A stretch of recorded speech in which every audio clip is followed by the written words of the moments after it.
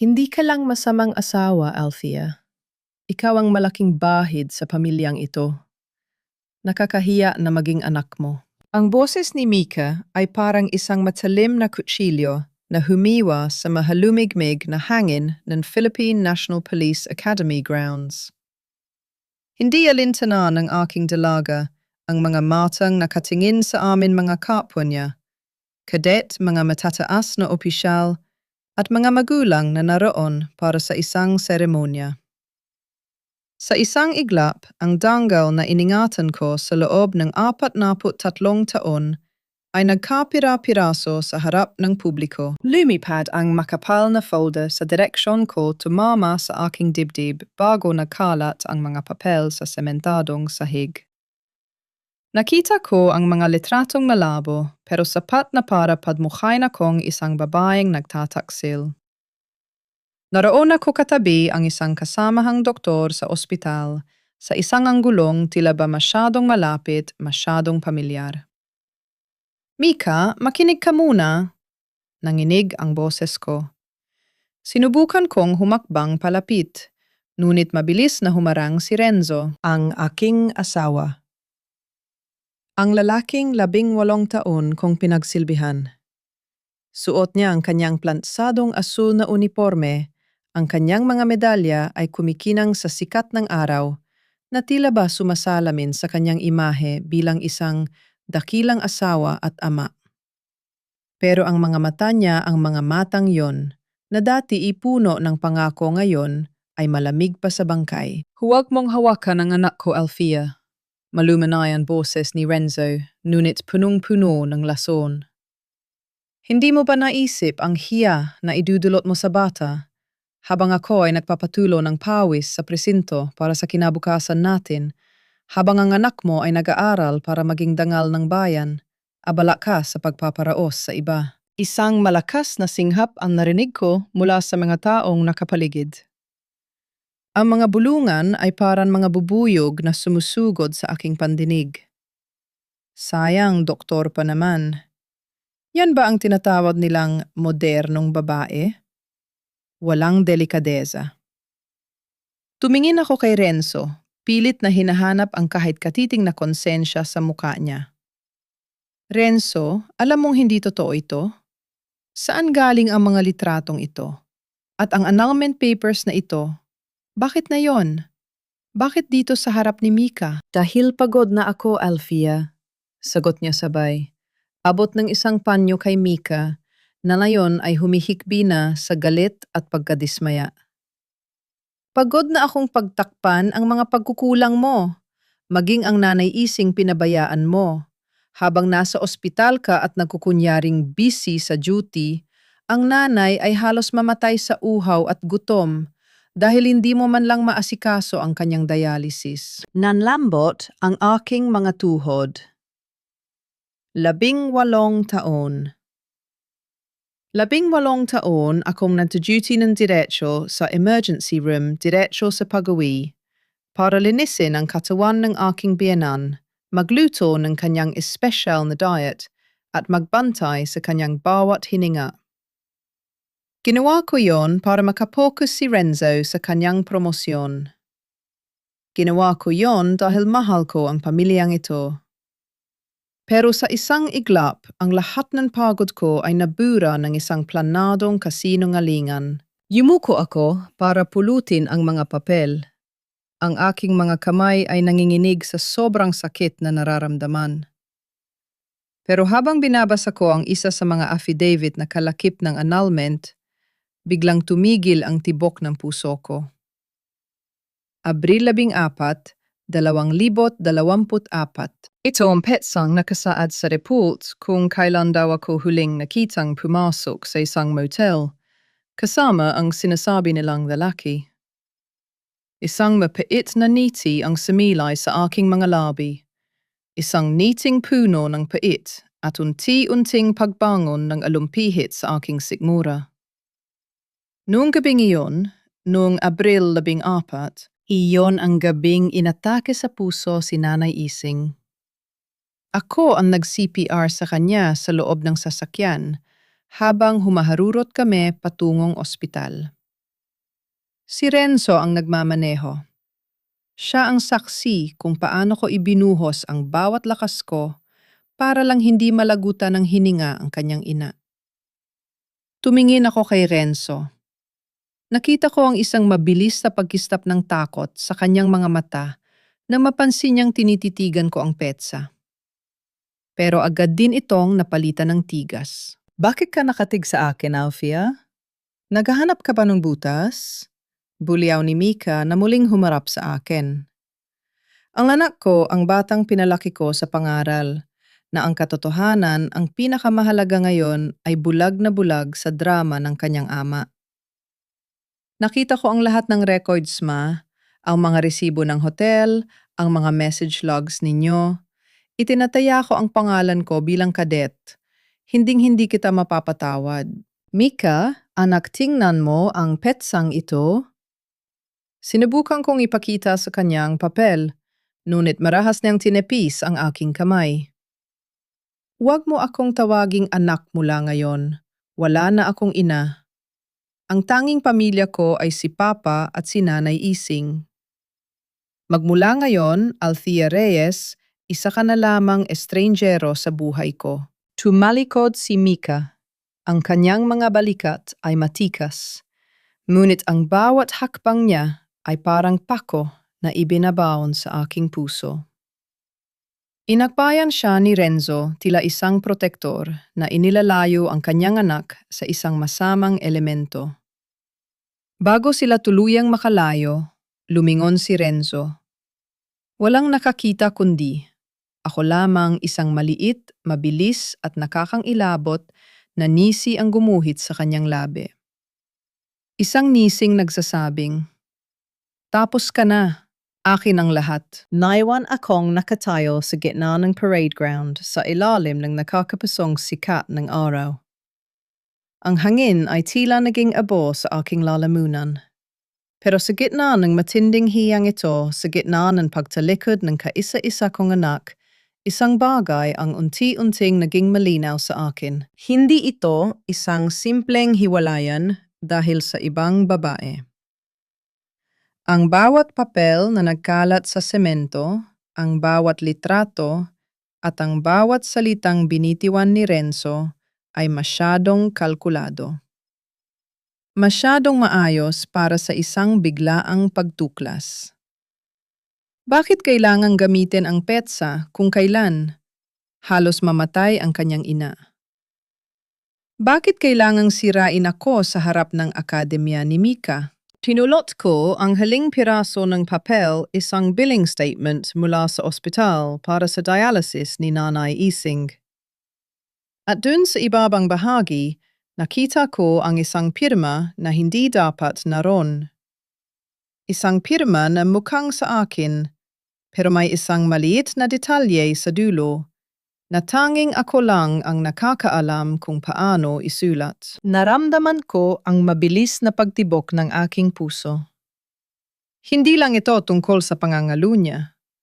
May mas malalim at mas madilim na sikretong pilit na ibinabaon ni Renzo sa ilalim ng aking danggal. Huminga ako ng malalim, pinahid ang luha sa aking pisingi, at tumayo ng tuwid.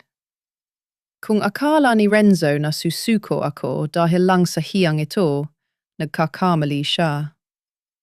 18 taon ko siyang inalagaan, pero nakalimutan niya ang isang bagay. Ako ay isang doktor. Sanay akong humawak ng scalpel para maghitwa at magtanggal ng tumor.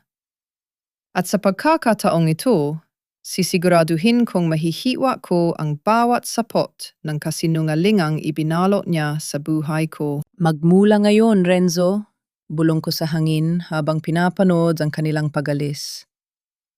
Hindi na ako ang asawang sunod-sunuran. Ako na ang magiging pinakamalaking pagkakamali mo. Hindi ko alam kung paano ko naisagawa ang pagmamaneho pauwi sa St. Jude Medical Center. Ang bawat stoplight na nadadaanan ko ay tila paalala kung gaano kabilis huminto ang takbo ng mundo ko. Ang mga titig ng mga gwardiya sa gate ng ospital ay hindi na tulad ng dati, puno ng respeto at pagbate. Ngayon may kasama na itong bulungan at mabilis na pag-iwas ng tingin. Doc Althea, pinatatawag po kayo ni Dr. Fernandez sa boardroom, bungad sa akin ni Nurse Sarah. Hindi siya makatingin sa aking mga mata. Ang paborito kong head nurse na tinulungan ko ng mabaon sa utang ang pamilya niya ay tila takot na mahawa sa dumi ng aking pangalan. Sa loob ng boardroom, ang lamig ng aircon ay tumagos hanggang sa aking mga buto. 5 miyembro ng board ang nakaupo roon kasama ang hospital director na si Dr. Fernandez.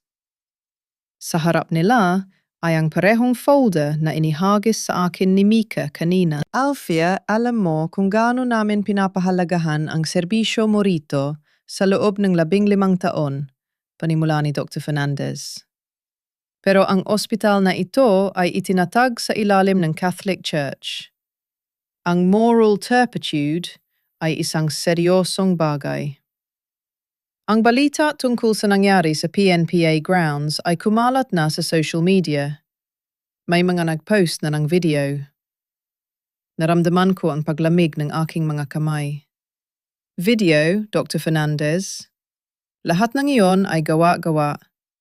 Isang planadong pag-atake sa aking pagkatao. Hindi lang iyon, Alfia. Putol ng isa pang board member. May formal na reklamo na isinampa ang asawa mo si Captain Renzo Reyes. Sinabi niya na ginamit mo ang pondo ng ospital para sa personal mong lakad kasama ang sinasabing lalaki. At may mga resibo, mga digital signatures mo ang nakalagay. Digital signatures. Doon ako napatigil. Ang access na ibinigay ko kay Renzo sa aking laptop para makatulong sa pag-aayos ng insurance ni Nanay Ising, doon niya pala ako sisirain. Hanggat hindi natatapos ang investigasyon, kailangan ka naming isailalim sa indefinite suspension without pay, huling hatol ni Dr. Fernandez.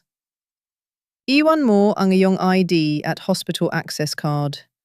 At Althea, mas mabuti sigurong huwag ka munang magpakita rito. Nagkakagulo ang mga pasyente sa labas dahil sa iskandalo. Lumabas ako ng boardroom na tila isang anino.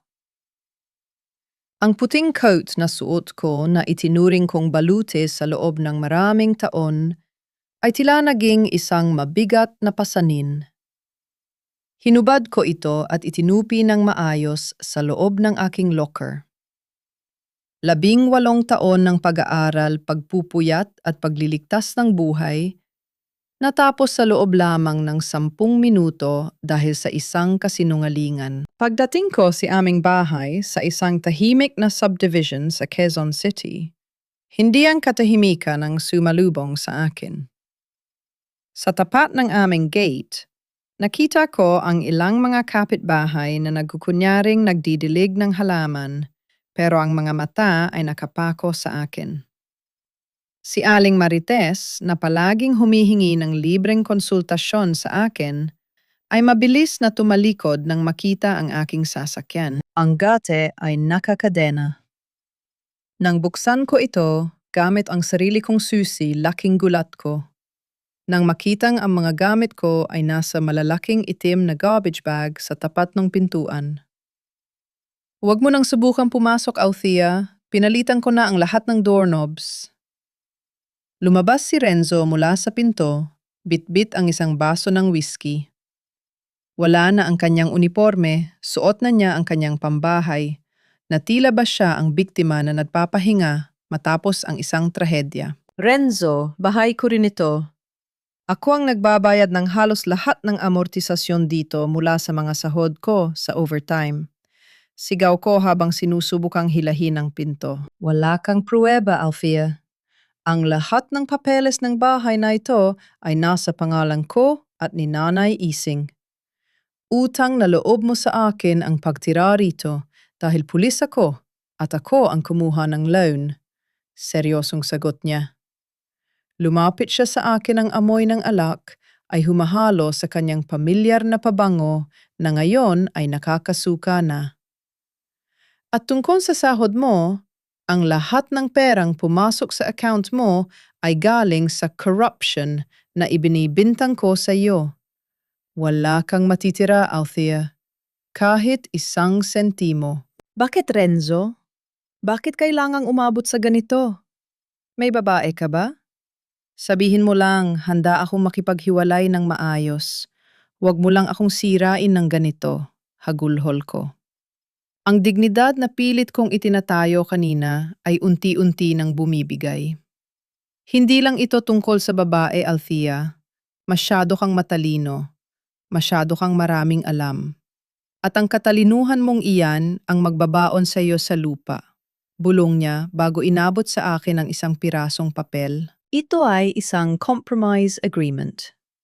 Pirmahan mo ito. Isuko mo ang lahat ng karapatan mo sa bahay na ito sa kustodya ni Mika at aminin mong nagkaroon ka ng relasyon sa ibang lalaki. Gawin mo yan at hindi ko itutuloy ang kasong grave misconduct sa PRC. Hahayaan kitang manatiling doktor kahit sa probinsya ka na lang magtrabaho. Tumingin ako sa kanya. Ang lalaking ito na pinang-akuan kong mamahalin hanggang kamatayan ay ang parehong lalaki na ngayon ay humahawak ng baril sa tapat ng aking karera. Kung hindi mo pipirmahan ito bago matapos ang linggong ito, pagpapatuloy niya, sisiguraduhin kong hindi ka na makakahawak kahit ng isang thermometer sa buong buhay mo. Ipakukulong kita, Althea. At si Mika, sisiguraduhin kong isusumpa ka niya hanggang sa huling hininga niya. Isinara niya ang pinto ng malakas. Ang tunog ng trangka ay tila hatol ng kamatayan. Naiwan akong nakaupo sa semento, katabi ng mga itim na garbage bag na naglalaman ng aking buhay. Umuulan na at ang bawat patak ay humahalo sa aking mga luha. Pero sa gitna ng lamig, naramdaman ko ang isang matigas na bagay sa bulsa ng aking palda. Ang billing statement na may peking pirma. Hindi ko pipirmahan ang kasunduang iyon. Kung gusto ni Renzo ng giyera, ibibigay ko sa kanya. Pero hindi ko gagamitin ang baril. Gagamit ako ng katotohanan. Tumayo ako at binuhat ang mga bag. Sa dulo ng kalsada, nakita ko ang isang lumang kotse na nakaparada. Doon ko naalala ang pangalan sa resibo. Noel. Ang tanging taong maaring maging susi sa impyernong kinalalagyan ko ngayon. Hindi pa tapos ang laban, Renzo. Bulong ko habang pinapaandar ang aking sasakyan. Ngayon malalaman mo kung ano ang kayang gawin ng isang doktor na wala nang natitira, kundi ang kanyang danggal. Ang ingay ng ulan sa bubong ng tinutuluyan kong bumarahing apartment sa Cubao ay tila libu-libong karayom na tumutusok sa aking pandinig. Ito na ang bagong buhay ko, isang maliit at madilim na kwarto na amoy lumang semento at alikabok. Malayo sa malinis at mabangong bahay na pinagpaguran ko sa loob ng 18 taon. Nakalapag sa sahig ang 5 itim na garbage bag na naglalaman ng mga labi ng aking danggal. Habang binubuksan ko ang bawat isa, bawat piraso ng damit at bawat libro, ay nagpapaalala sa akin ng pagkatalo. Pero hindi ako narito para umiyak. Sa dulo ng huling bag, nakita ko ang isang lumang folder na kulay asul. Ito ang aking personal na medical log para kay Nanay Ising. Bilang doktor, sanay akong ilista ang bawat gamot, bawat pisong nagagastos, at bawat reaksyon ng kanyang katawan sa dialysis. Kinuha ko ang billing statement na nakita ko kanina at itinabi ito sa aking logbook. Doon biglang kumunot ang aking noo. Hindi maaari ito, bulong ko sa sarili. Sa loob ng huling 3 buwan, ang listahan ng gamot na binabayaran sa ilalim ng pangalan ni Nanay Ising ay hindi para sa sakit sa bato. Ang mga gamot na nakalista, ceftriaxone, enoxaparin, at mga high-end na pain relievers ay mga gamot na ginagamit para sa matinding trauma o post-orthopedic surgery.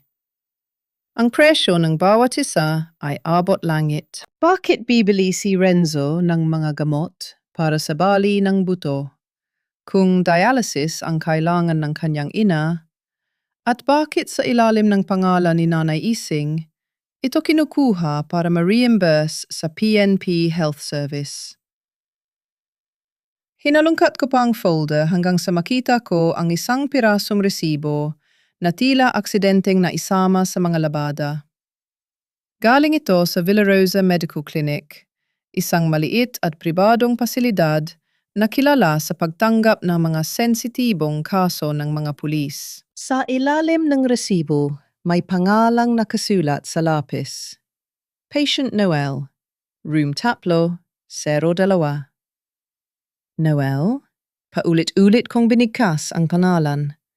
Naalala ko ang narinig ko sa mga tsismis sa presinto noon tungkol sa isang operasyon ng pulis na nauwi sa engkwentro. Sinasabing may isang sibilyan na nasugatan, pero mabilis na itinago ng unit ni Renzo ang impormasyon. Kinuha ko ang aking laptop. Kahit suspendido ako sa ospital, ang aking utak ay hindi pa rin tumitigil sa pagiging doktor. Hinanap ko ang database ng mga lisensyadong botika sa paligid ng Villarosa Clinic. Gamit ang aking alam sa system, sinubukan kong i-trace ang mga batch numbers ng gamot na nasa resibo ni Nanay Ising. Ang resulta ay nagpapatayo ng balahibo sa aking braso. Ang mga gamot na yon ay hindi kailanman nakarating sa bahay namin. Lahat ng yon ay kinuha sa botika ng Villarosa Clinic gamit ang aking digital signature. Si Renzo ay gumagawa ng ghost patients, o kaya naman ay ginagamit ang pangalan ng kanyang ina para pondohan ang pagpapagamot ng ibang tao. Pero sino si Noel? At bakit kailangang si Renzo ang gumastos sa kanya gamit ang nakaw na pondo at nakaw na pirma? Doon ko naalala ang mukha ni Mika kanina. Ang galit niya. Ang paniniwala niya na ako ang masamang ina. Kung malalaman ni Mika na ang bayaning ama niya ay nagnanakaw mula sa pondo ng gobyerno para itago ang isang sikreto, masisira ang mundo niya. Naramdaman ko ang utang na loob, hindi kay Renzo, kundi sa katotohanan. Bilang asawa ng pulis, alam ko ang panganib na pinapasok ko. Kapag nalaman ni Renzo na hinahalungkat ko ang mga resibong ito, hindi lang karera ko ang kukunin niya. Maaaring pati buhay ko. Biglang tumunog ang aking cellphone. Isang hindi kilalang numero. Hello? Maingat kong sagot. Doc Altea? Isang boses ng lalaki mahina at tila nahihirapan huminga. Huwag kayong pupunta sa klinik, mapanganib. Sino ito, Noel? Ikaw ba ito? Mabilis kong tanong. Ang puso ko ay parang gustong tumalon sa aking lalamunan. Pinaglalaruan kayo ni Renzo. Ang lahat ng nakita nyo sa academy, plano lang yon para mawalan kayo ng kredibilidad bago nyo malaman ang totoo tungkol sa amin ni Selena. Selena? Anong kinalaman ng kapatid mo rito? Hindi lang siya kapatid. Siya ang dahilan kung bakit kailangang mawala kayo sa landas ni Renzo. Dok, tulungan niyo ako. Ilabas niyo ako rito bago nila ako tuluyang patahimikin. Naputol ang linya. Nanatili akong nakahawak sa telpono nang inginig ang buong katawan. Selena. Ang babaeng sinasabing source ng mga litrato ko. Ang babaeng itinuro ni Renzo na nadmalasakit daw sa kanya. Siya pala ang mitsa ng lahat. Tumingin ako sa labas ng bintana. Ang ulan ay tumitila na, pero ang dilim sa paligid ay tila lalong kumakapal. Ngayon, malinaw na sa akin. Hindi lang ako biktima ng isang selosong asawa. Biktima ako ng isang sindikato sa loob ng pamilya ko mismo. Kinuha ko ang aking susi ng kotse at isang maliit na medical kit. Bilang doktor, alam ko ang amoy ng kamatayan. At sa boses ni Noel, narinig ko ang isang taong malapit ng bawian ng buhay. Noel, hintayin mo ako. Bulong ko. Kung ikaw ang susi para mabawi ko ang anak ko, hindi kita hahayaang mamatay. Habang pababa ako ng hagdan, isang itim na SUV ang nakita kong dumaan sa harap ng apartment. Ang plate number ay pamilyar. Kay Renzo. Hindi na lang ako basta nagtatago. Nayon, nagsisimula na ang habulan. Mabilis kong inilihis ang aking lumang Toyota sa makikitid na eskinita ng Cubao upang maligaw ang itim na SUV na nakabuntot sa akin. Ang tibok ng puso ko ay tila tambol na sumasabay sa ingay ng makina. Hindi ako pwedeng magkamali. Kapag nahuli ako ni Renzo, na yon hindi lang ang ebidensya ang mawawala, pati ang pagkakataon kung mailigtas si Noel. Hindi ako pumunta sa Villa Rosa Clinic. Alam kong patibong iyon. Sa halip, tinunton ko ang GPS coordinates ng huling tawag ni Noel, isang abandonadong paupahan sa gilid ng isang creek sa Marikina. Pagbaba ko ng sasakyan, sumalubong sa akin ang malansang amoy ng basura at estero. Ang paligid ay balot ng dilim, tanging ang isang aandap-andap na bumbilya sa dulo ng pasilyo ang nagbibigay ng liwanag. Hawak ang aking medical kit, dahan-dahan akong pumasok sa room 104. Ang bumungad sa akin ay isang tanawing hindi ko makakalimutan.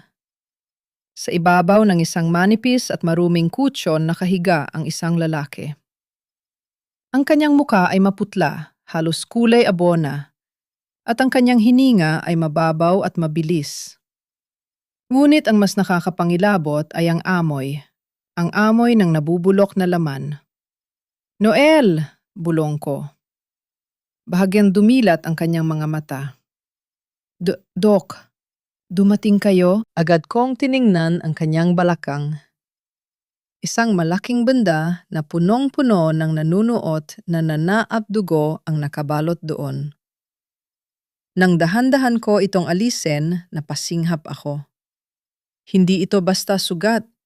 Ito ay isang tama ng bala na hindi maayos, na nalinis, at na yon ay kinakain na ng matinding impeksyon o sepsis. "Kailangan kitang dalhin sa ospital, Noel. Mamamatay ka sa impeksyong ito," sabi ko habang inihahanda ang aking mga gamit. Hindi maari, papatayin nila ako sa ospital. Ang mga tao ni Renzo, bantay ang bawat sulok. Hirap na hirap niyang sagot.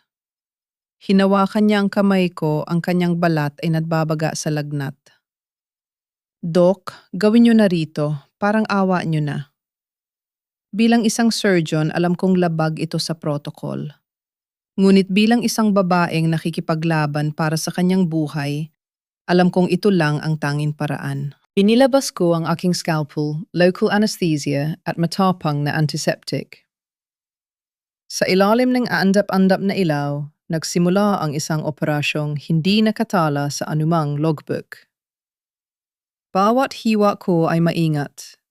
Bawat paglinis ko sa nanunuot na nana ay puno ng konsentrasyon.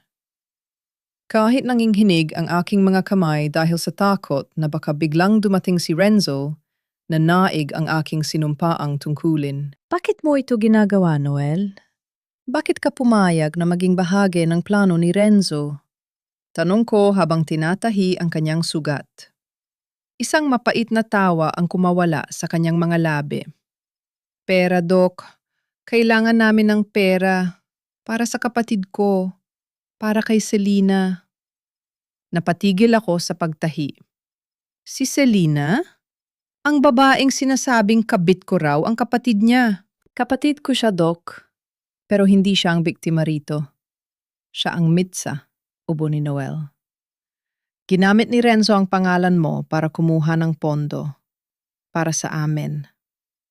Noong mabaril ako sa engkwentro na pinagtakpan ni Renzo, ikaw ang ginawa niyang ghost doctor na nag-oopera sa akin para ma-reimburse ang lahat ng gastos." Naramdaman ko ang paglamig ng aking dugo. Kaya pala pamilyar ang mga gamot. Kaya pala ang aking digital signature ang nakalagay. Ginagawa akong kriminal ni Renzo habang inililigtas niya ang kapatid ng kanyang kabit. Bakit kanya gustong patahimikin na yon? Tanong ko. Dahil ayaw ko na, gusto ko nang tumakas. At dahil may nalaman ako, Tumingin sa akin si Noel, ang kanyang mga mata ay puno ng takot at pagsisisi. Dok, hindi lang pera ang dahilan kung bakit kanya sinisira sa harap ni Mika.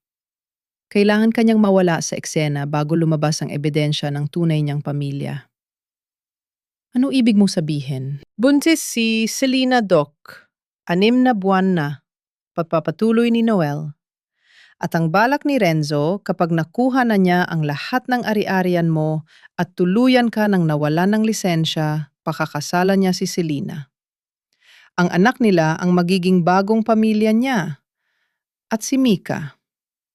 Gagamitin lang niya si Mika para makuha ang tiwala ng publiko bilang isang single father na biktima ng isang taksil na asawa. parang gumuho ang langit sa narinig ko.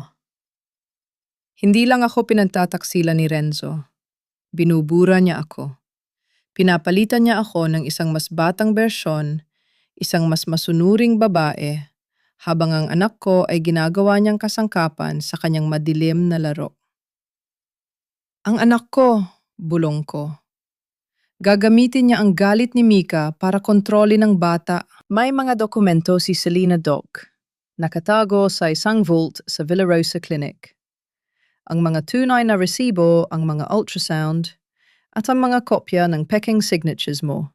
Sabi ni Noel, bago siya maling nawalan ng malay dahil sa pagod at sakit. Naiwan akong nakatulala sa duguang mga kamay ko. Sa labas, narinig ko ang tunog ng gulong ng sasakyan na huminto. Ang ilaw ng headlight ay tumagos sa mga siwang ng lumang pinto. Hindi lang isang SUV ang dumating. 2. At alam ko ang tunog ng mga sapatos na yon na naglalakad sa semento. Mabigat, autoritarya. Si Renzo. Mabilis kong nilinis ang aking mga gamit at pinatay ang ilaw. Sa gitna ng dilim habang yakap ko ang aking medical kit, naramdaman ko ang isang matinding determinasyon. Kung akala ni Renzo na sapat na ang buntis niyang kabit para palitan ako, nagkakamali siya.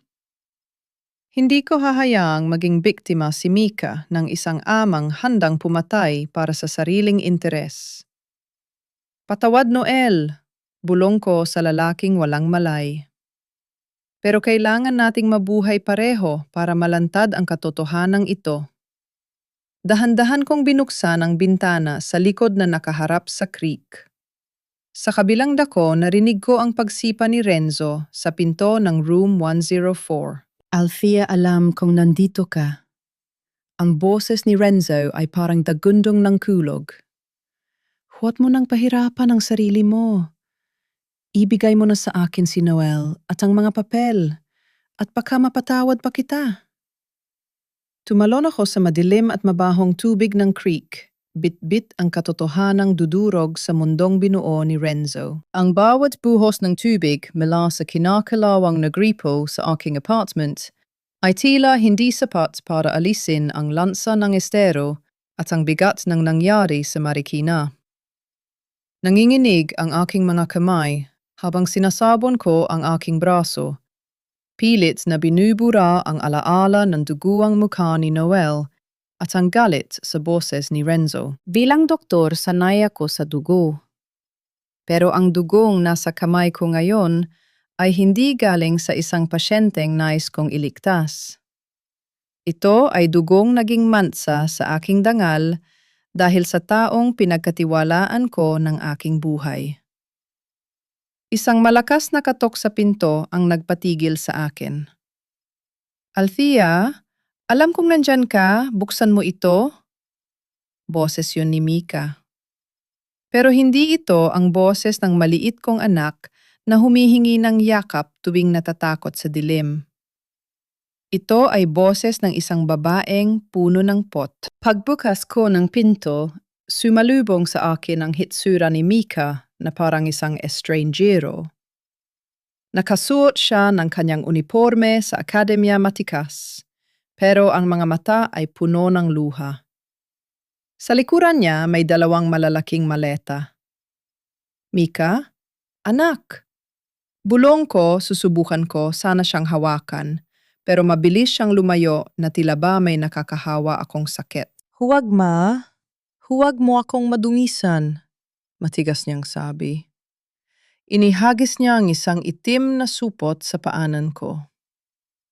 Yan na ang huling mga gamit mo na naiwan sa bahay. Pinakuha ni Papa. Ayaw na niyang may kahit anong bakas mo sa pamamahay namin. Tumingin ako sa mga gamit ko, ang aking paboritong stethoscope, ang mga family photo na basag na ang salamin, at ang mga lumang sapatos ko sa trabaho. Ang lahat ng 18 taon ko ay nagkasya sa isang basurang supot. Mika, kailangan mong makinig sa akin. Ang papa mo, hindi siya ang iniisip mo. May mga ginagawa siya na labag sa batas. Si Noel ang lalaking sinasabi niyang kabit ko ay biktima niya. Tigil, sigaw ni Mika, ang kanyang boses ay nanginginig sa galit. Huwag mo nang dagdagan ang mga kasinungalingan mo, ma. Akala mo ba hindi ko alam? Nakita kita kanina. Sinundan kita. Napatigil ako. Sinundan mo ako. Inilabas ni Mika ang kanyang cellphone at ipinakita sa akin ang isang litrato. Malabo ito, pero malinaw na ako yon, basang-basa, puno ng putik at galing sa eskinita kung saan nakatago si Noel. Sa ganoong lugar ka pa ba talaga makikipagkita sa lalaki mo, masa squatter area sa estero? Diring-diri na tanong ni Mika. Si Papa abala sa paglilinis ng pangalan mo sa presinto, habang ikaw mas pinili mong tumalon sa kanal para lang makatakas kasama ang kriminal na iyon. Hindi ko siya kasama sa pagtakas. Mika, iniligtas ko ang buhay niya dahil binaril siya ng papa mo. Wala kang ebidensya. Ang ebidensya lang na meron ako ay ang nakikita ng 2 mata ko, humagulgol na si Mika. Alam mo ba ang hiya na kinakaharap ko sa academy? Ang mga prof ko, ang mga kaklase ko? Tinatawag akong anak ng isang adulterous doctor. Sinira mo ang pangarap ko, ma. Sinira mo ang pagkatao ko. Lumapit ako sa kanya, hindi alintana ang kanyang pag-iwas. Anak, ang utang na loob mo sa papa mo ay nakabase sa isang malaking kasinungalingan. Ginagamit niya tayo. Ginagamit niya ang pagmamahal mo para itago ang mga krimen niya. Isang malakas na sampal ang nagpatahimik sa akin. Nanigas ang buong mundo ko. Ang aking sariling anak, ang batang pinagpuyatan ko, ang batang isinilang ko sa gitna ng hirap, sinampal ako. Wala kang karapatang pagsalitaan ng masama si Papa, bulong ni Mika, ang kanyang mga mata ay nanlilisik. Si Papa ang nagbayad ng tuition ko. Si Papa ang nag-aalaga kay Nanay Ising habang ikaw ay nagpapakasasa sa ibang lalaki. Utang ko sa kanya ang buhay ko. At ikaw, wala kang kwentang ina. Tumalikod si Mika at mabilis na bumaba ng hagdan. Ang bawat yabag niya ay tila kulog na dumudurog sa aking puso. Gusto ko siyang habulin. Gusto ko siyang yakapin. At sabihing lahat ng ginagawa ko ay para sa kanya. Pero nanigas ang aking mga paa. Bumalik ako sa loob ng aking madilim na kwarto at napaupo sa sahig katabi ng mga basag na family photos. Hinaplos ko ang mukha ni Mika sa litrato. Doon ko naalala ang mga gabing wala ako sa bahay dahil nasa ospital ako nagpapakapagod para may maipambayad sa kanyang review center. Habang si Renzo pala ay unti-unti nang nilalason ang isipan ng anak ko. Doon ko napagtanto ang isang masakit na katotohanan. Ang pinakamalaking pagkakamali ko ay hindi ang pagtitiwala kay Renzo. Ang pagkakamali ko ay ang pag-aakalang sapat na ang pagsasakripisyo ng tahimik para mapanatili ang isang pamilya. Pinahid ko ang aking mga luha.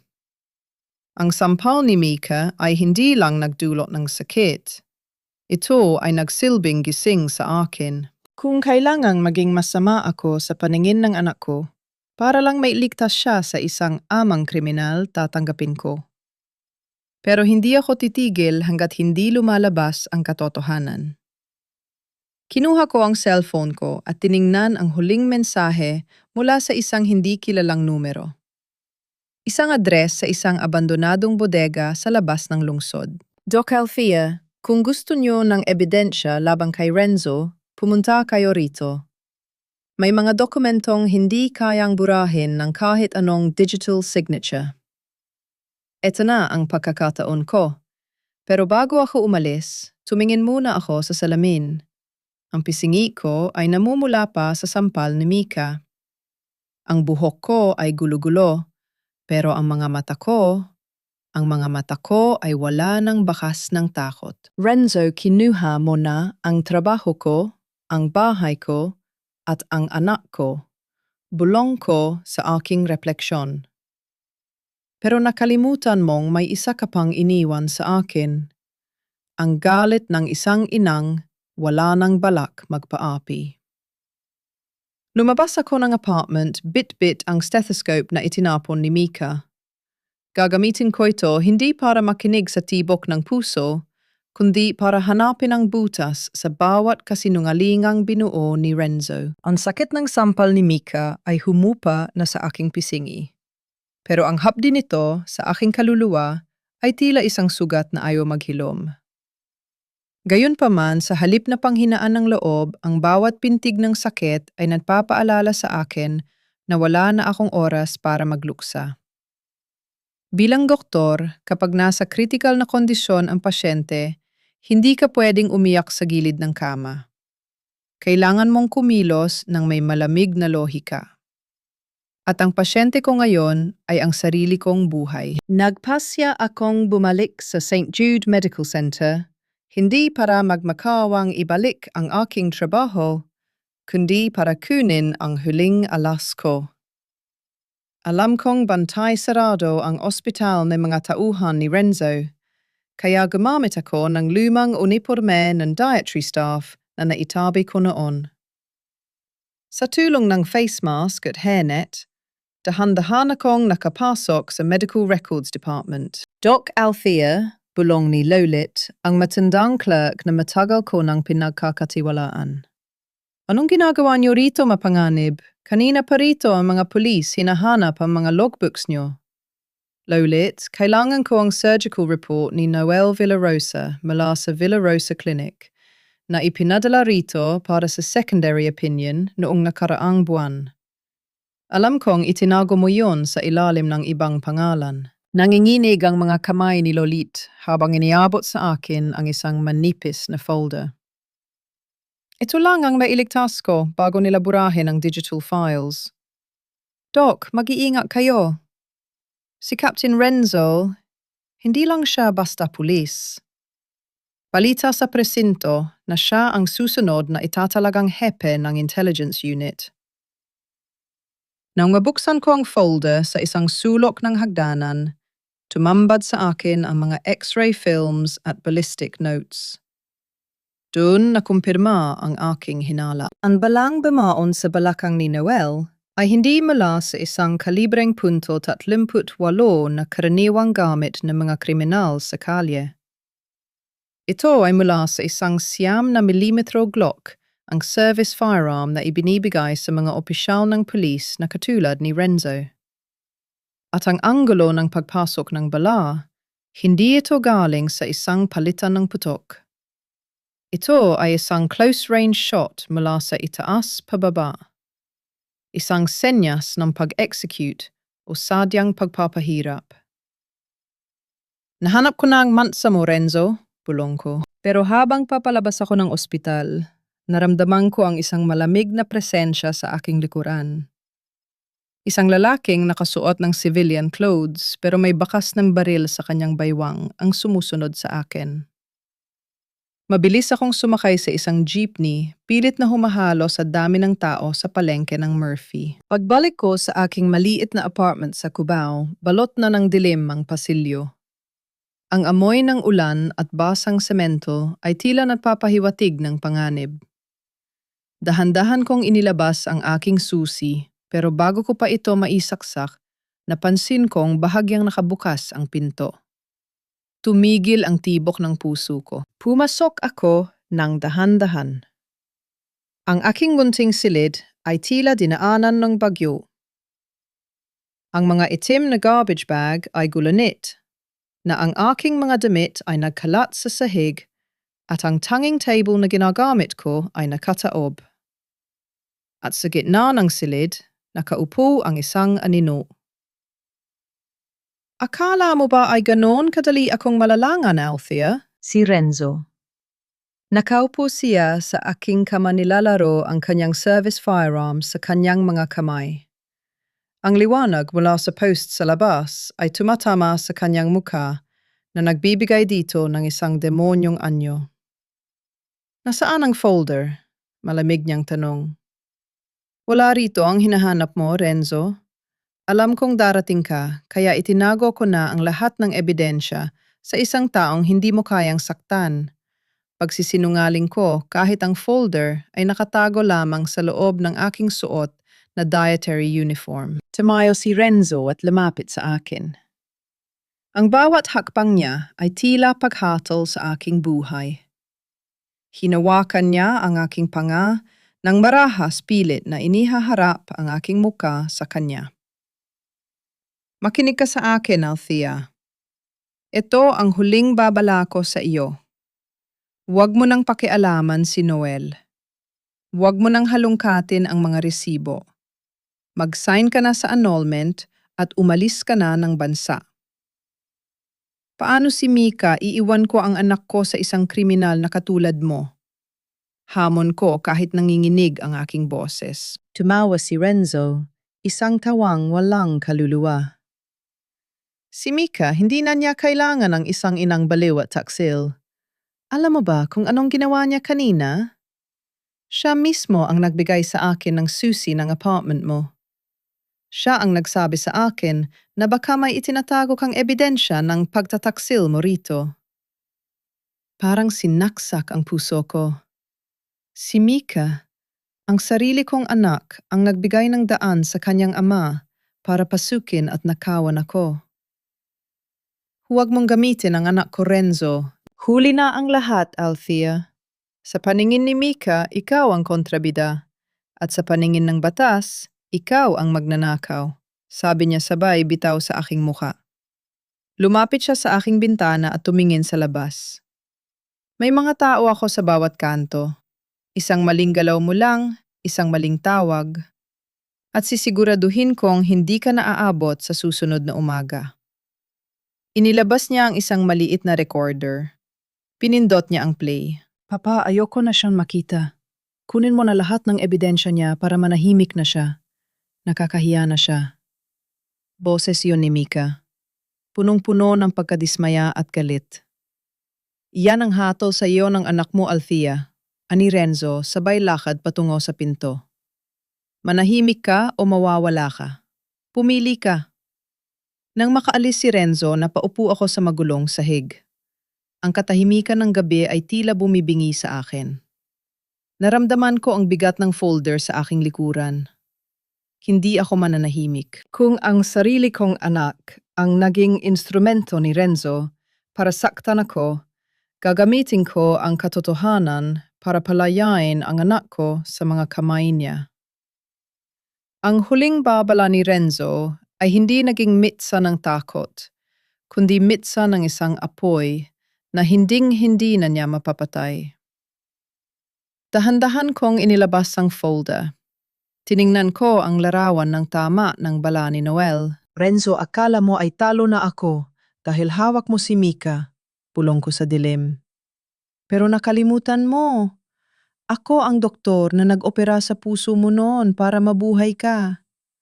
Ngayon, ako rin ang doktor na magtatanggal ng cancer na nananalatay sa pamilyang ito. Kinuha ko ang aking telepono. Hindi ako tatawag sa pulis. Tatawag ako sa isang taong matagal ko nang hindi nakakausap, isang abogada na biktima rin ng kapangyarihan ni Renzo sa nakaraan. Ang laban ay hindi na lang tungkol sa dangal. Ito ay tungkol sa kaligtasan ng anak ko. At sa gabing, ito ang takot ko ay tuluyan ng pinalitan ng isang matalas na plano. Ang simbahan ng Quiapo ay puno ng tao-amoy ng humahalong insenso, pawis at sikat ng araw. Sa gitna ng ingay ng mga nagtitinda ng kandila at mga debotong, gumagapang sa gitna ng pasilyo, nagtatago ako sa ilalim ng isang itim na belo. Ito ang tanging lugar kung saan kampante akong hindi ako agad makikita ng mga tauhan ni Renzo. Hindi nagbago ang modus niya, Alfia. Mas naging sopistikado lang. Nilingon ko ang babaeng katabi ko. Si Attorney Clara, isang dating prosecutor na sinira ni Renzo ang karera 5 taon na ang nakalilipas dahil sa isang kasong korupsyon na pilit niyang binubuksan. Ngayon, nagtatrabaho siya bilang isang pro bono lawyer para sa mga biktima ng pang-aabuso. Anong ibig mong sabihin, Clara? Tanong ko habang nakatitig sa altar. Ang teknolohiya. Iyan ang paboritong armas ni Renzo ngayon, ani Clara, sabay abot ng isang tablet. Pinatingnan ko sa isang kaibigang IT specialist ang audit trail ng iyong professional account sa ospital. Tingnan mo ang mga IP addresses na naglogin sa iyong digital signature nitong huling 3 buwan. Nanginig ang aking mga kamay habang tinitingnan ang listahan. Ang aking digital signature, ang aking virtual na pagkakakilanlan bilang doktor, ay ginamit ng mahigit 50 beses mula sa isang lokasyon na hindi sa ospital o sa aking cellphone. Ang lokasyong ito, Camp Crame ito, pulong ko. Ang opisina ni Renzo. Eksakto, pagpapatuloy ni Clara. Hindi lang siya nagnanakaw ng pera, Althea. Ginamit niya ang pirma mo para aprubahan ang mga reimbursement requests para sa mga gamot ni Nanay Ising. Pero ang pera ay hindi napupunta sa botika. Napupunta ito sa isang dummy account na nakapangalan sa isang Selena Villarosa. Naramdaman ko ang pagbaliktad ng aking sikmura. Ang perang pinambabayad ko sa dialysis ni Nanay Ising, ang perang inaakala kong galing sa sahod ko at sa loan ni Renzo, ay galing pala sa pondo ng bayan na kinuha gamit ang aking pangalan. Ginawa niya akong utak ng krimen. Sabi ko ang boses ko ay halos hindi marinig sa gitna ng koro ng simbahan. Kung magkakaroon ng audit ako ang lalabas na nagnakaw para pondohan ang pagpapagamot ng biyenan ko. At iyan ang dahilan kung bakit kailangan kanyang sirain sa paningin ni Mika, dagdag ni Clara. Kailangan niyang palabasin na ikaw ay isang taksil at irresponsableng asawa para kapag lumabas ang ebidensya ng korupsyon, ang depensa niya ay ninanakawan ako ng asawa ko dahil may iba siyang lalaki at kailangan niya ng pera pambuhay dito. Utang na loob, napahawak ako sa aking ulo. Ang utang na loob na palaging isinusumbat sa akin ni Renzo ang pagpapatira sa bahay, ang pag-aalaga sa pamilya, ay binuo sa ibabaw ng perang. Ako rin ang pinagmumukhang kumuha.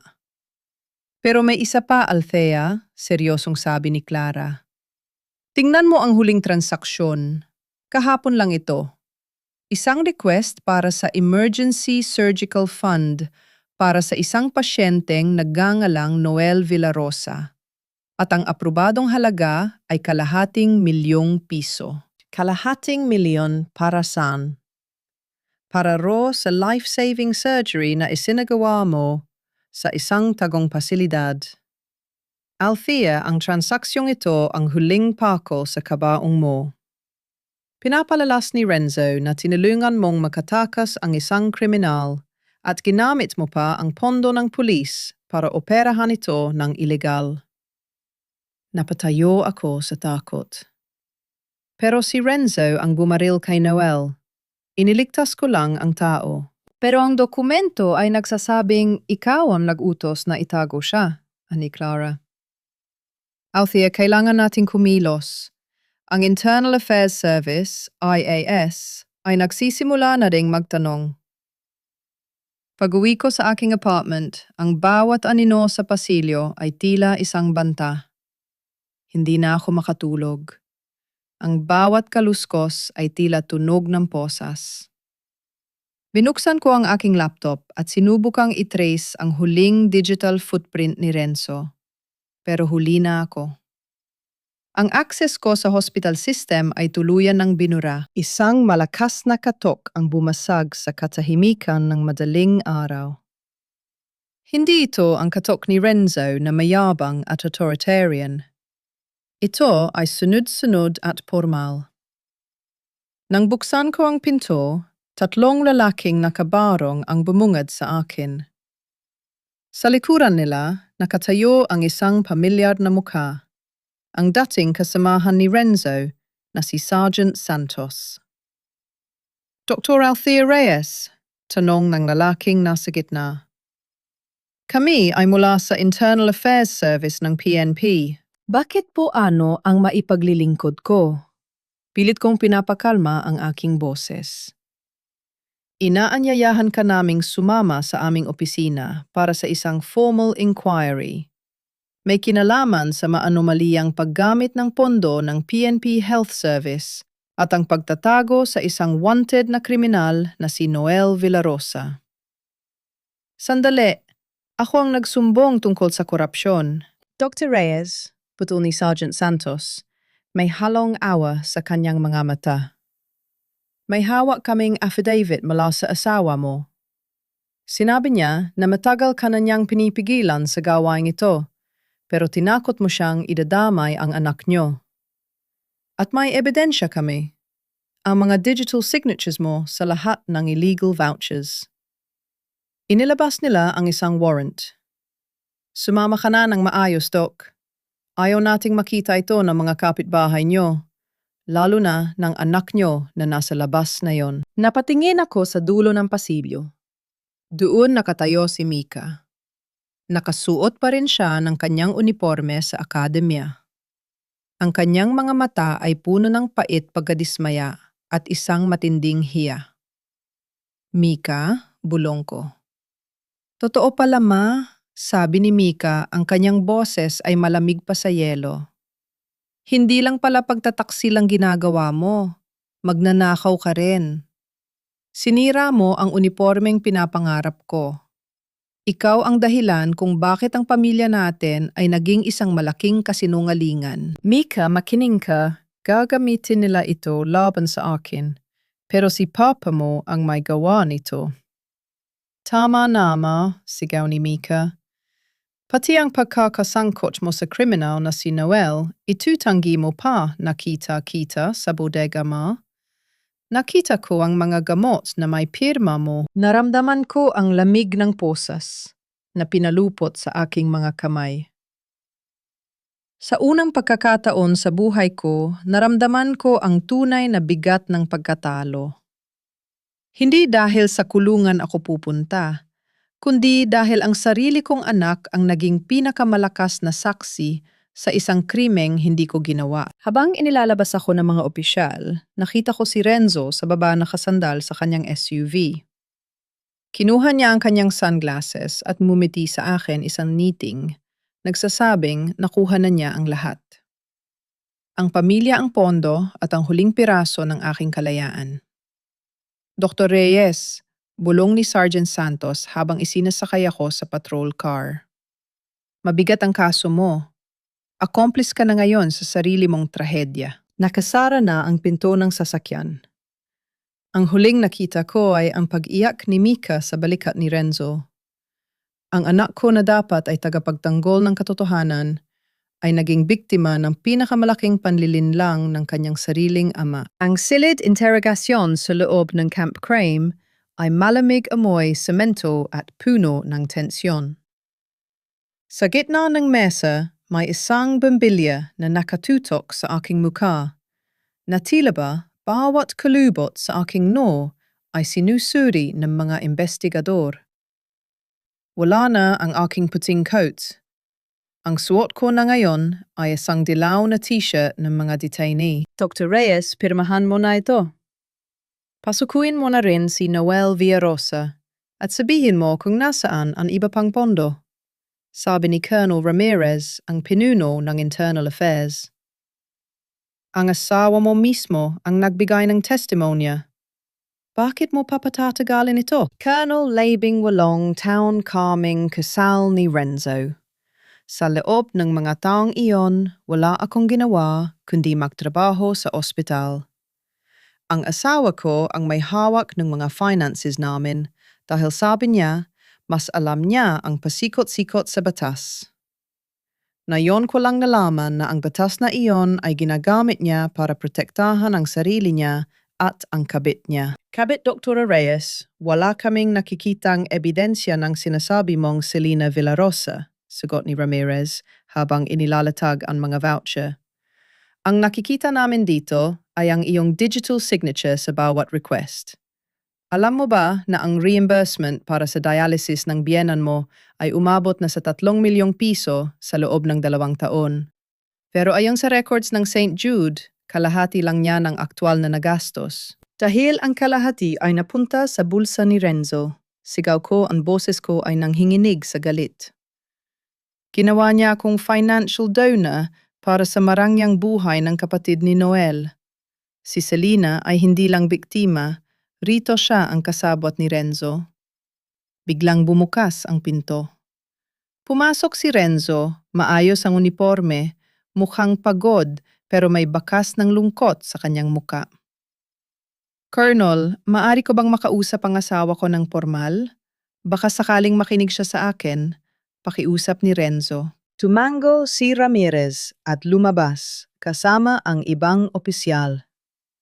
Naiwan kaming dalawa sa loob ng malamig na silid. Ang katahimikan ay tila isang mabigat na kumot na bumabalot sa amin. Althea? Simula ni Renzo. Lumapit siya sa akin at sumandal sa mesa. Bakit kailangang umabot sa ganito? Sinabi ko na sa iyo, pirmahan mo na ang compromise agreement. Hayaan mo na akong maging hero sa paningin ni Mika at hahayaan kitang mabuhay ng tahimik sa probinsya. Hero Renzo, magnanakaw ka at mas masahol pa ron pumatay ka ng pagkatao ng asawa mo para lang itago ang dumi mo. Tinitigan ko siya ng diretso sa mata. Nasaan si Noel? Alam kong pinapahanap mo siya para tuluyan ng patahimikin. Mumiti si Renzo, isang ngiting punong-puno ng katusuhan. Noel is a dead man walking, Althea. At ikaw ang magiging mitsa ng pagbagsak mo. Alam mo ba kung nasaan si Mika na yon? Nasa labas siya, kasama ang Dean ng Academy. Pinag-uusapan nila ang delikadeza ng pananatili niya sa paaralan dahil sa krimen mo. Napatayo ako, kahit naramdaman ko ang hapdi ng pulso. Huwag mong idamay ang anak ko, Renzo. Wala siyang kinalaman dito. Ikaw ang nagdamay sa kanya nang tangkain mong kalabanin ako. Puliaw ni Renzo, lumapit siya sa muka ko, ang amoy ng kanyang sigarilyo ay nakakasuka. Makinig ka, Althea. Kapag hindi ka umamin sa lahat ng ito, sisiguraduhin kong matatanggal si Mika sa scholarship niya. Sisiguraduhin kong habang buhay siyang magdadala ng hiya na ikaw ang nagsimula. Pero, kung pipirmahan mo ang pag-amin na ikaw ang utak ng lahat ng vouchers, sasabihin ko sa kanila na ako ang nag-report sa iyo dahil sa tungkulin ko sa bayan. At ang anak natin ay mananatiling malinis. Gusto mo maging sakripisyo ako para sa ambisyon mo? Tanong ko, ang luha ko ay unti-unti nang pumapatak. Gusto kong mawala ka na sa buhay namin ni Selena. At gusto kong ang anak ko ay sumunod sa yapak ko, hindi sa isang taksil na katulad mo, malamig niyang sagot. Pumili ka, Althea, ang kalayaan mo o ang kinabukasan ni Mika. Napatingin ako sa salamin na nasa dingding ang one-way mirror. kung saan alam kong nakatingin ang mga investigador at marahil pati si Mika. Naramdaman ko ang matinding panghihina. Ito ang pinakamabigat na desisyon na kailangan kong gawin. Bilang ina, handa akong mamatay para sa anak ko. Pero bilang doktor, alam ko na ang pagtanggap sa isang kasinungalingan ay hindi kailanman magpapagaling sa isang sugat. Lalo lang itong magiging cancer. Hindi ako pipirma, Renzo, bulong ko. Anong sabi mo? Hindi ako susuko, pag-uulit ko, mas matatag na ang aking boses. Dahil kapag umamin ako sa krimeng hindi ko ginawa, itinuturo ko rin sa anak ko na ang hustisya ay nabibili ng pananakot. Kung gusto mo kaming sirain, pareho gawin mo. Pero hinding-hindi ko ibibigay sa iyo ang kasiyahang makitang yumuyuko ako sa harap ng dumi mo. Namula ang mukha ni Renzo sa galit. Itinaas niya ang kanyang kamay na tila sa sampalin ako. Ngunit agad siyang napatigil nang bumukas ang pinto. Si Sergeant Santos ang pumasok, mukhang balisa. Captain, may tawag mula sa ospital. Si Nanay Ising, inatake ulit. At hinahanap niya si Doktora Althea. Tumingin sa akin si Renzo, ang kanyang mga mata ay puno ng pag-aalinlangan at puot. Wala siyang pupuntahan. Suspect siya sa kaso. Pero Captain, sabi ng doktor, ito na raw ang huling dialysis niya. Hindi na raw kakayanin ng puso niya, ani Santos. Isang mabilis na plano ang nabuo sa isip ko. Si Nanay Ising. Siya ang huling saksi sa loob ng bahay. Siya ang nakakita sa pag-uwi ni Selena. Siya ang nakakaalam kung sino talaga ang kumukuha ng pera para sa viento ng pamilya. Renzo, dalhin mo ako sa kanya, sabi ko. Hayaan mo akong makita ang biyenan ko sa huling pagkakataon. Bilang doktor niya at bilang manugang niya. At pangako, kapag nakausap ko siya, doon ako magdedesisyon kung pipirma ako o hindi. Nagkatinginan si Renzo at si Colonel Ramirez na pumasok na rin sa silid. Alam ni Renzo na kapag hindi niya pinagbigyan ang huling hiling ng kanyang ina, magmumukha siyang masama sa paningin ng kanyang mga kasamahan. Fine, sabi ni Renzo. Pero babantayan ka namin. Isang maling salita, Althea.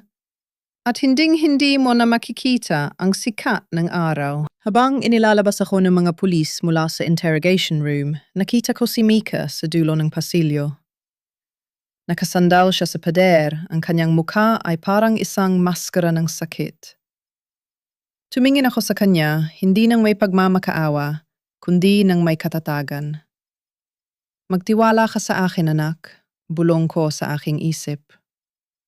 Nagsisimula pa lang ang tunay na operasyon. At sa pagkakataong ito, ang tatanggalin kong tumor ay ang kasinungalingang bumabalot sa pamilyang ito. Hindi ako susuko dahil ang katotohanan ay parang scalpel masakit sa una. Pero ito lang ang tanging paraan para mabuhay muli. Ang amoy ng antiseptic at ang ritmikong tunog ng heart monitor sa ICU ng St. Jude Medical Center ay tila isang pamilyar na kanta na sumasalubong sa akin. Pero sa pagkakataong ito, hindi ako ang doktor na nakasuot ng plantsadong puting coat. Ako ang bilanggong may posas sa mga kamay binabantayan ng 2 armadong pulis sa labas ng pinto. 5 minuto lang, Doktora Reyes, malamig na sabi ni Colonel Ramirez. Huwag mong subukang gumawa ng kahit anong eksena. Tumango ako at dahan-dahang pumasok sa loob. Doon sa gitna ng mga tubo at makina, nakahiga si Nanay Ising. Ang babaeng itinuring kong sariling ina sa loob ng 18 taon. Ang kanyang balat ay tila papel na niluma ng panahon at ang kanyang hininga ay mababaw, tila babawat hangin ay isang pakikipagbuno sa kamatayan. Sa gilid ng kama nakatayo si Renzo. Hawak niya ang kamay ng kanyang ina, ang kanyang muka ay isang maskara ng pait at pagsisisi. Sa likuran niya, nakita ko si Mika. Nakatitig siya sa akin, ang kanyang mga mata ay namamaga sa pagiyak, puno ng kalituhan. Nanay, bulong ko habang lumalapit. Dahan-dahang dimamalat ni Nanay Ising ang kanyang mga mata. Nang makita niya ako, naramdaman ko ang isang mabilis na paggalaw ng kanyang mga daliri. Hindi ito galit. Ito ay takot. Alfia? Anak? Hirap na hirap niyang bigkas. Huwag mo na siyang pagudin, Alfia. Putol ni Renzo. Lumapit siya sa akin, ang kanyang boses ay puno ng babala. Nandito ka lang para magpaalam. Huwag mong gagamitin ang pagkakataong ito para magsabog ng lason. Hindi ko pinansin si Renzo. Bilang doktor, ang aking mga mata ay otomatikong tumingin sa monitor. Ang kanyang blood pressure ay bumabagsak at ang oxygen saturation ay hindi na maganda. Pero may napansin ako sa kanyang braso, isang maliit na pasa na hindi dapat naroon sa isang pasyenteng nakadialysis ng maayos. Renzo, anong gamot ang huling ibinigay sa kanya? Tanong ko ang aking boses, ay bumalik sa pagiging profesional. Bakit mo tinatanong? Hindi ka na doktor dito? Asik ni Renzo. Bilang doktor niya sa loob ng 18 taon, alam ko ang bawat reaksyon ng katawan niya ang pasang ito. Hindi ito normo. May anticoagulant na ibinigay sa kanya na masyadong mataas ang dose. Gusto niyo ba siyang ma-internal bleeding? Napatigil si Renzo. Nakita ko ang isang mabilis na sulyap niya kay Sergeant Santos na nasa pinto. Sa sandaling iyon, napatunayan ko ang aking hinala. Hindi lang ako ang gustong patahimikin ni Renzo. Nayong alam na ni Nanay Ising ang lahat tungkol kay Selena at sa perang kinukuha mula sa pondo, naging pabigat na rin siya sa plano ni Renzo. Papa, totoo ba ang sinasabi ni Mama? Tanong ni Mika, lumapit siya sa kama, tinitingnan ang braso ng kanyang lola. Huwag kang makinig sa kanya. Mika, sinisira lang niya ang tiwala natin para makatakas siya sa kaso niya. Pulyaw ni Renzo. Lumapit ako kay Nanay Ising at hinawakan ang kanyang kabilang kamay. Nanay, alam kong alam mo ang totoo. Alam kong nakita mo si Selena sa bahay. Alam kong alam mo kung saan napupunta ang perang galing sa pirma ko. Nanay, bago ka man lang umalis, palayain mo ang sarili mo. At palayain mo si Mika mula sa mga kasinungalingang ito. Sumulo ang luha mula sa mga mata ni Nanay Ising. Ang kanyang labi ay nanginginig. Patawad. Afia, patawad. Nanay, huwag kang magsalita, sigaw ni Renzo. Susubukan niya sanang ilayo ang kamay ko. Ngunit mabilis akong kumilos. Sa ilalim ng una ni Nanay Ising, naramdaman ko ang isang matigas na bagay. Isang maliit na lumang cellphone, ang cellphone na ibinigay ko sa kanya noon para sa emergency na palaging itinatago ni Renzo. Dahan-dahan ko itong kinuha at isinilid sa loob ng aking detainee shirt habang nakaharang ang aking katawan sa paningin ni Renzo. Renzo, tapos na ang oras, sabi ni Colonel Ramirez mula sa pinto. Tumingin ako kay Nanay Ising sa huling pagkakataon. May isang mensahe sa kanyang mga mata, isang hiling.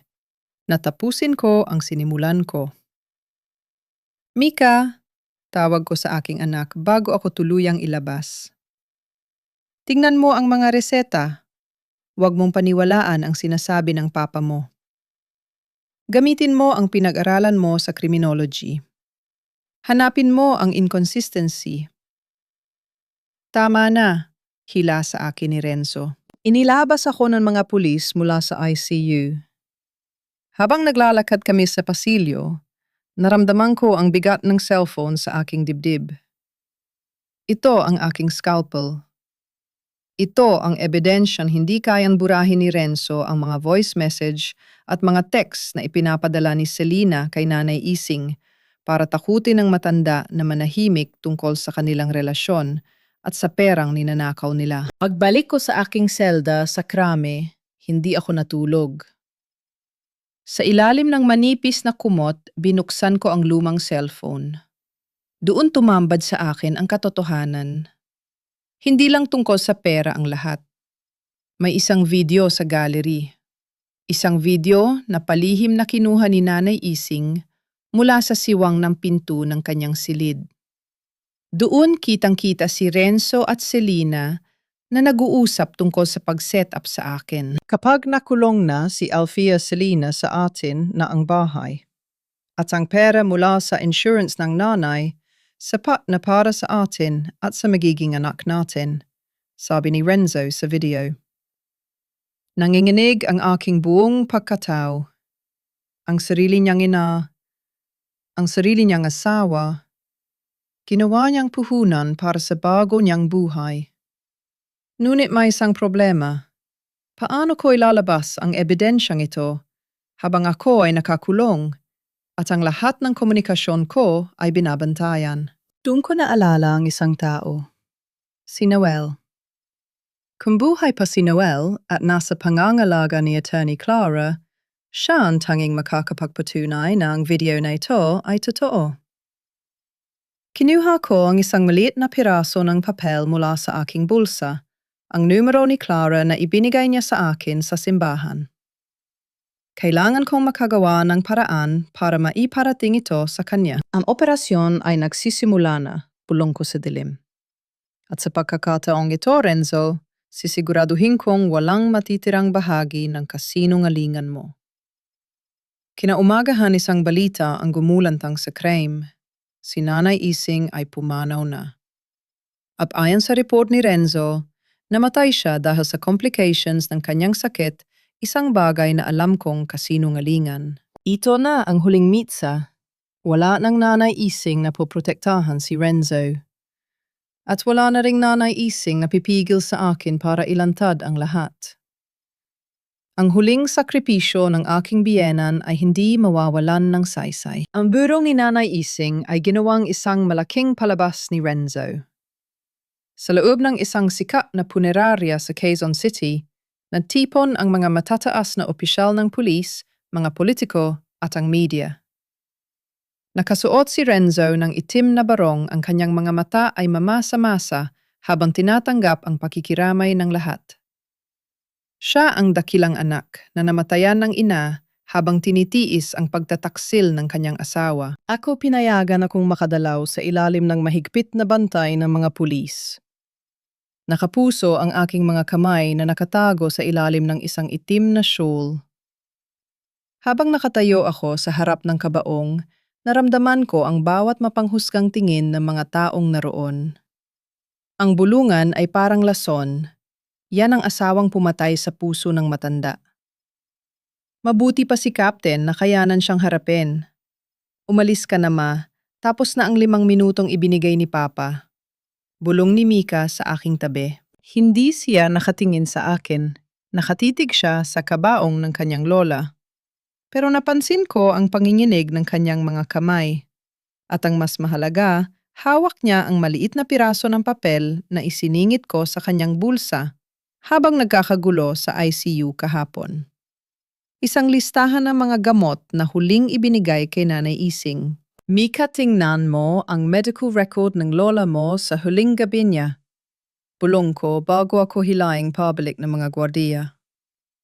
Ang katotohanan ay wala sa mga bulaklak na ito, kundi sa mga lason na itinago ng papa mo. Nang mailabas ako, dinala ako pabalik sa selda.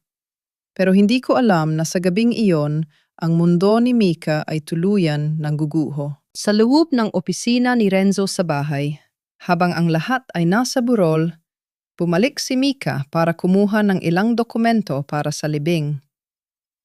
Doon narinig niya ang isang pamilyar na boses mula sa teres.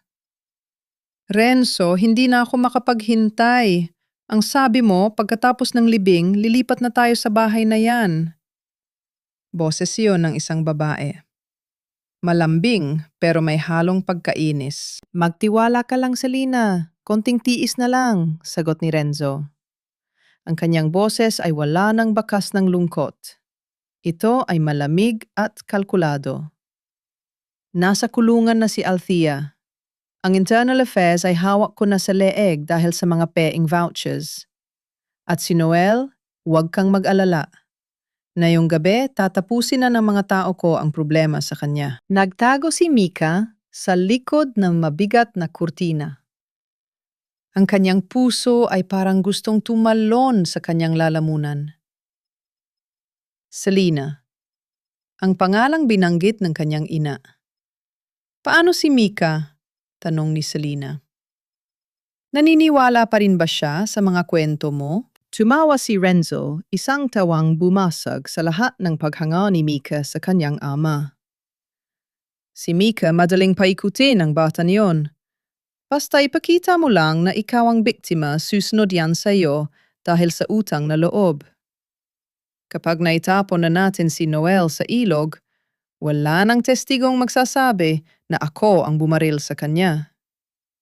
At si Althea, hahayaan ko siyang mabulok sa kulungan para sa kasalanang ako ang gumawa. Naririnig ni Mika ang tunog ng baso ng whiskey na naguumpugan. Ang kanyang bayaning ama ay kasalukuyang nagpaplano ng pagpaslang sa mismong gabi ng burol ng sarili nitong ina. Lumabas si Renzo para makipag-usap sa telepono. Sergeant Santos, ituloy ang plano. Ang abandonadong bodega sa Marikina. Huwag yun ang hayaang makapagsalita si Noel. At siguraduhin ninyong ang baril na gagamitin ay ang unregistered na kinuha natin sa raid noon. Iwan niyo roon ang mga gamot ni Althea para siya pa rin ang lumabas na pumatay sa kanya. Napahawak si Mika sa kanyang bibig para hindi makasigaw. Ang lahat ng itinuro sa kanya sa akademya, ang dangal ang integridad, ang pagsunod sa batas, ay kasalukuyang niyuyurakan ng taong pinakamamahal niya. Dali-daling lumabas si Mika ng bahay.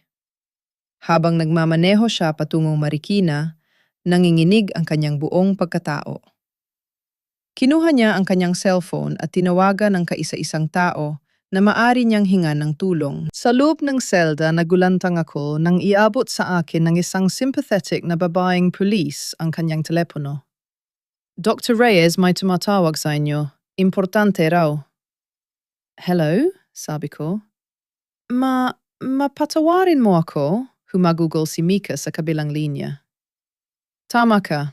Lahat ng sinabi mo, tama ka. Naririnig ko sila, Papa. Papatayin nila si Noel na yon. Pupunta ako roon, Ma. Ililigtas ko siya. Mika, huwag mapanganib anak, sigaw ko.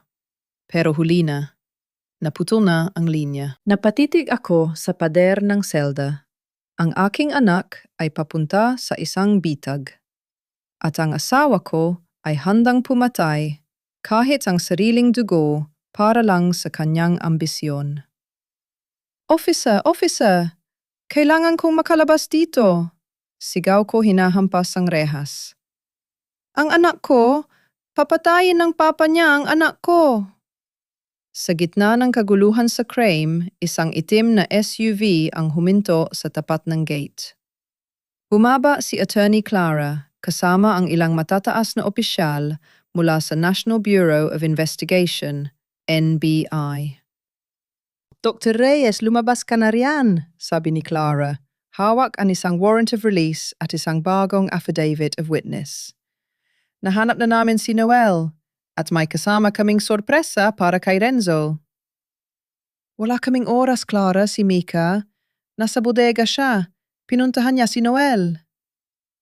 Ang gabi ay naging isang karera laban sa kamatayan. Habang humaharurot kami patungong Marikina, ang tunog ng sirena ay tila hiyaw ng isang inang handang makipagpatayan para sa kanyang anak. Sa loob ng madilim na bodega, nakita ni Mika ang duguang si Noel nakatali sa isang upuan. At sa harap niya, nakatayo si Sergeant Santos, nakatutok ang baril sa ulo ng lalaki. Hinto! Sigaw ni Mika, inilabas ang kanyang training pistol. Ibababa niyo ang baril o babarilin ko kayo. Mika, anong ginagawa mo rito? Gulat na tanong ni Santos. Alam ko na ang lahat. Ang papa ang korupsyon. Ang pagpatay kay Lola Ising, sumuko na kayo. Pero mula sa dilim, lumitaw ang isang anino. Isang aninong may hawak na baril at nakatutok sa dibdib ni Mika. Ibababa mo ang baril mo, Mika. Ang malamig na boses ni Renzo ay nanghingibabaw sa loob ng bodega. Huwag mong pilitin ang papa na gawin ang bagay na pagsisisihan nating dalawa. Tumingin si Mika sa kanyang ama. Sa unang pagkakataon, hindi bayani ang nakita niya. Isang halimaw na nakasuot ng uniforme. Ibababa mo ang baril mo, Mika. Huwag mong subukan ang pasensya ko. Ang boses ni Renzo ay walang bakas ng pagiging ama.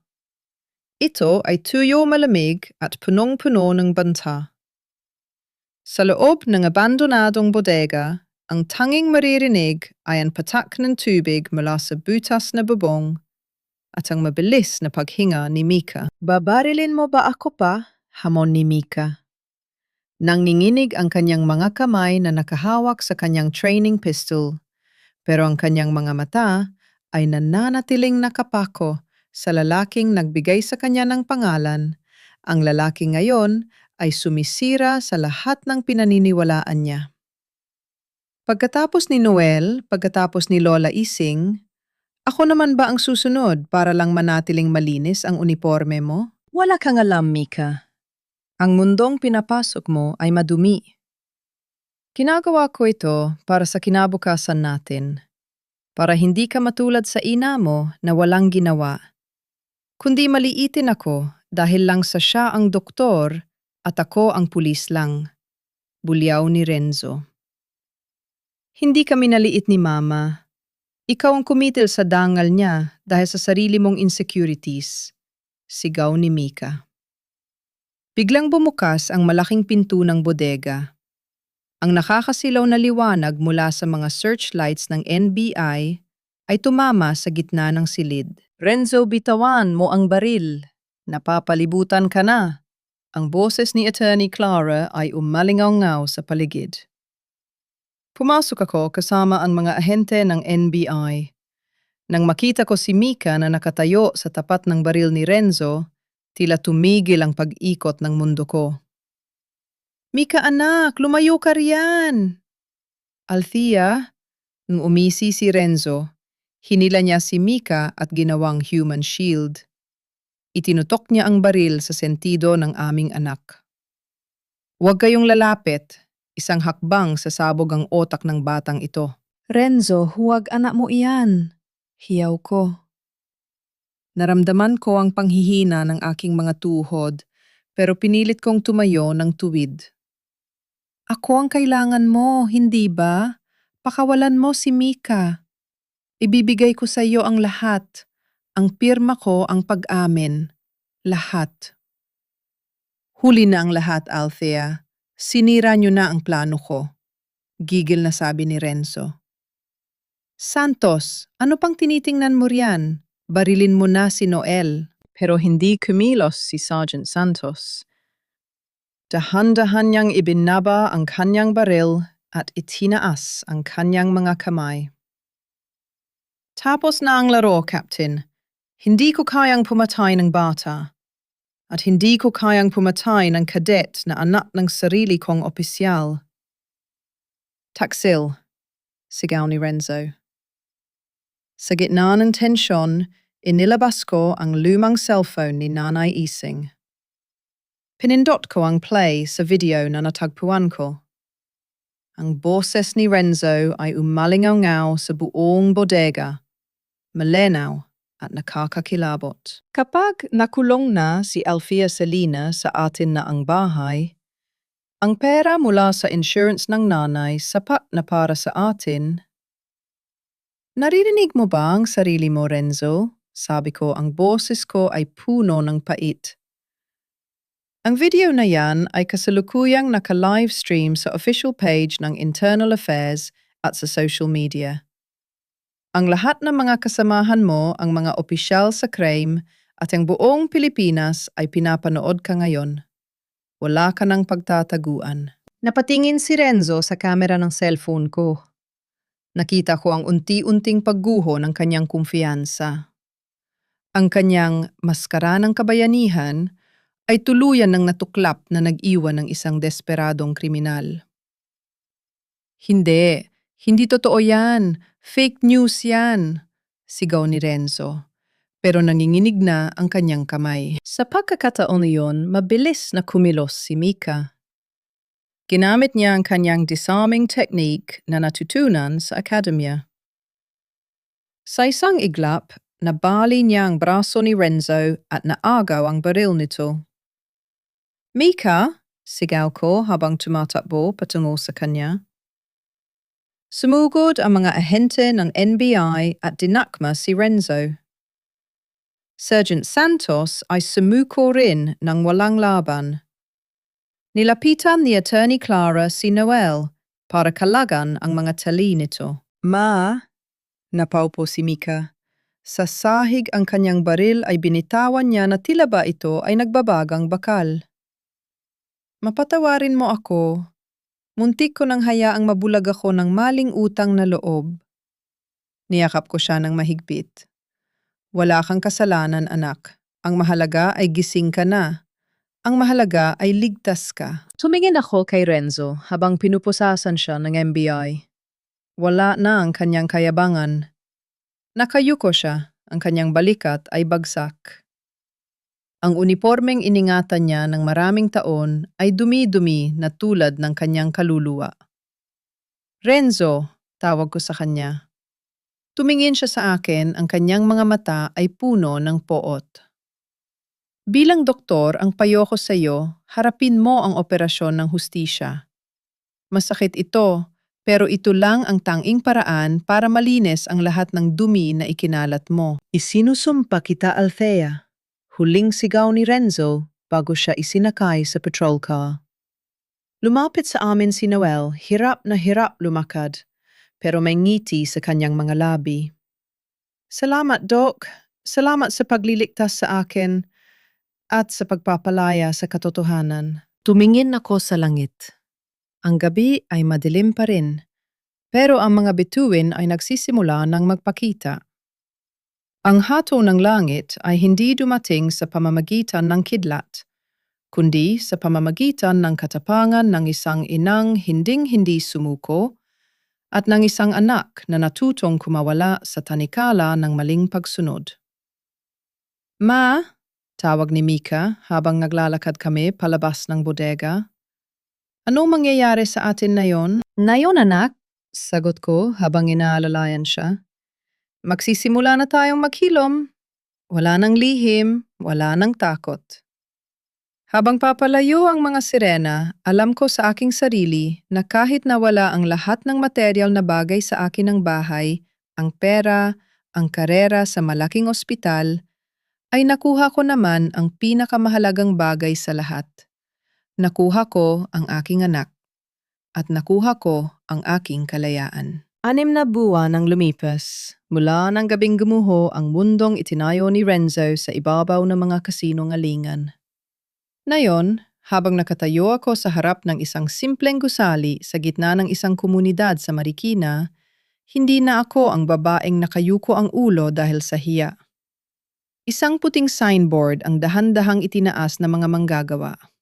Nakasulat doon sa malalaking asul na titik, Reyes Forensic at Community Center. Hindi ito kasing garbo ng St. Jude Medical Center.